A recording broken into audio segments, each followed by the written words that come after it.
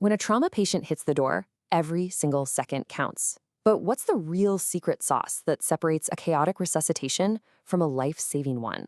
It's not just one person's skill. It's all about how the team works together and how they communicate. So let's dive into exactly how the best trauma teams get it right. This line from the ATLS manual really gets to the heart of it.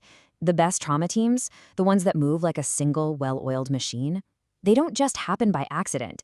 They are built on purpose, with a ton of practice and a deep commitment from every single person on that team.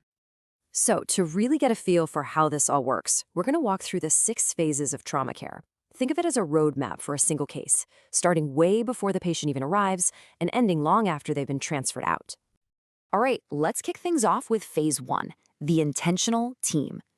This is all about the stuff that happens behind the scenes, the pre-planning, the administration, the foundation that gets laid long before you ever hear the sirens. Which brings up the big question, right? How do you actually build an effective team from the ground up? It's not about just getting skilled people in a room. It really starts at the systems level, with a serious commitment from the top. To build that foundation, you first need buy-in from hospital leadership. That's non-negotiable, because it ensures you have the right gear and, just as importantly, the right training. It also means having rock-solid protocols so everyone is working from the same playbook. And you've got a plan for everything, like having transfer agreements in place and being 100% ready for a pediatric patient at a moment's notice. This is the bedrock for everything that follows. Okay, now we're moving into phase 2, preparing for arrival. The call just came in and the clock is officially ticking. This is where the team gets activated and that pre-arrival huddle becomes your first and most important piece of communication. A great huddle is like a rapid-fire checklist. First, what do we know? What's the patient's deal? What was the mechanism of injury? Second, based on that, what are we expecting to see? Let's get a plan ready. Third, and this is so crucial, who's doing what? As a surgical assistant, this is your moment to lock in your specific role. And finally, do we have everything we need right here, ready to go? These 4 steps turn a group of people into a unit that's ready for anything. All right, phase 3, mastering the handover. The patient is here. This is a super high-risk moment where critical info from the medics can easily get lost in the chaos. This is why structured communication isn't just a nice idea, it's absolutely essential for keeping the patient safe. So to make sure nothing gets dropped, teams use a tool like the SEC ABCDE handover. It's a system designed to get the most important info out first. S is for the situation. Then you jump right into life threats with XABCDE. That's X for major bleeding, then airway, breathing, circulation, disability, and exposure. And last, B is for background, which is where you get the ample history, allergies, meds, past history, last meal, and events of the injury. Using a tool like this means the whole team starts on the exact same page.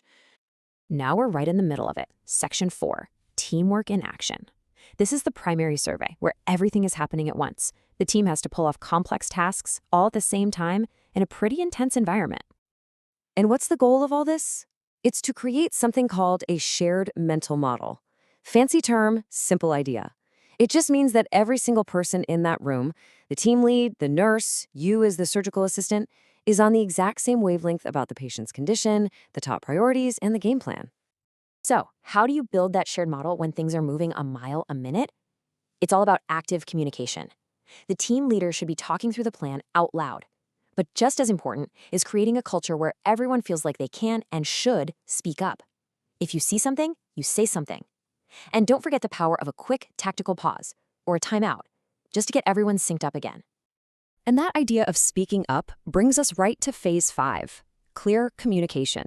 Because in a trauma bay, how you say something can be every bit as important as what you're saying. Just look at the difference here. Asking, "Why didn't you do that?" immediately puts someone on the defensive. It shuts things down. But if you frame it differently, like, "I'm concerned about the blood pressure," it opens a door. Instead of saying, "That's wrong," you could say, "Can we consider an alternative?" It's a subtle shift, but it makes a world of difference in keeping the team working together when the pressure is on. And finally, we've arrived at section 6, learning from every case. The teamwork doesn't stop just because the patient is stabilized. No way. The process keeps going with the departure handover and, maybe most importantly, the event debrief. The departure handover is just like the arrival one. It's all about a safe, clear transfer of care to the next team in the OR or ICU. But after that comes the most critical part of the learning process for the team, the debrief. Let's be clear. The debrief is not optional. It is absolutely essential if you want to get better. This is the time to talk honestly about what went well and what could have been smoother. It's where you lock in the lessons for next time.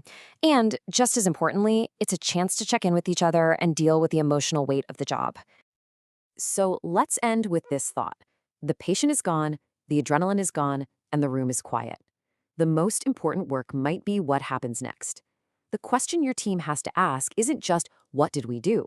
The real question is, how can we be even better the next time a life is on the line?